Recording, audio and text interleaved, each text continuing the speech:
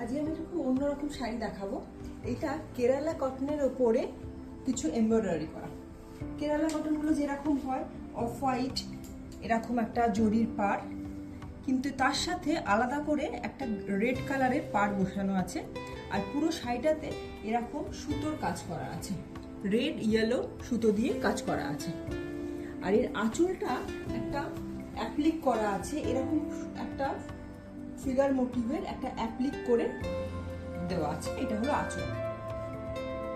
আর শাড়ির ভেতরটা দেখা যাচ্ছে, এটা হচ্ছে শাড়ির ভেতরটা। এইরকম মোটিভটা, এরকম সুতোর কাজ পুরো শাড়িটাতেই থাকবে। খুব সুন্দর সকালবেলা পরার লাল সাদার একটা শাড়ি।